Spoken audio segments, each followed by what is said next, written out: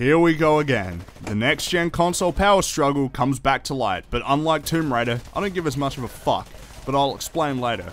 Konami has officially detailed the resolution and frame rate of the upcoming Metal Gear Solid 5 Ground Zeroes. They discussed all 4 platforms, but I'm going to focus on the next-gen platforms. Metal Gear Solid 5 Ground Zeroes is running at 1080p 60 frames per second on PS4 and 720p 60 frames per second on Xbox One. Big fucking surprise here. Here's the deal. People who have followed me for the last few months know that I don't really give that much of a shit about graphics or resolution because it doesn't affect the gameplay, which is the most important aspect of a majority of games, excluding story-focused games. Obviously, I prefer better graphics and a higher resolution. Anybody who says otherwise is kidding themselves. But they don't affect the gameplay, so it's not really a big deal in my eyes. Seriously, when was the last time you said, that game looks cool, but it's only running in 720p? I cannot buy this game anymore. However, I will admit that I've seen enough games running in lower resolutions to know that the PS4 is going to have the superior multiplats. That much is clear. So if that matters to you, I can understand why you would prefer the PS4 over the Xbox One in that regard. But there's a lot more to how good a console is than just how good the multiplats look, so take that into consideration. I do understand that a lot of the concern with the Xbox One right now is the fact that at launch it can't really handle true high definition, which is 1080p. That's kind of worrying since these are the very first wave of next-gen games.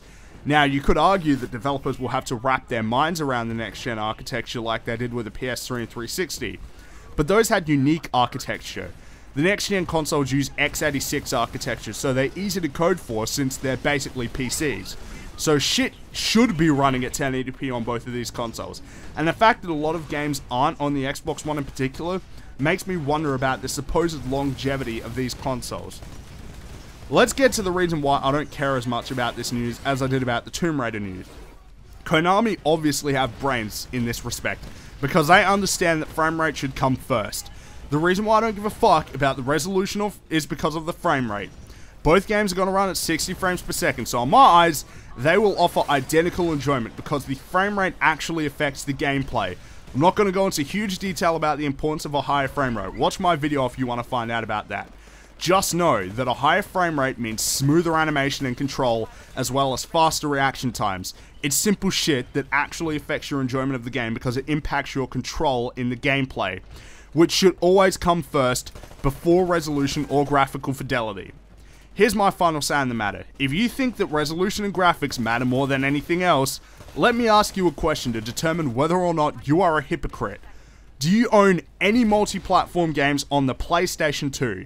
If your answer is yes, you are a hypocrite because the original Xbox was much more powerful than the PS2, but at the end of the day, you didn't give a fuck because the number of games and enjoyment you found out of those games matters the most, not fucking resolutions.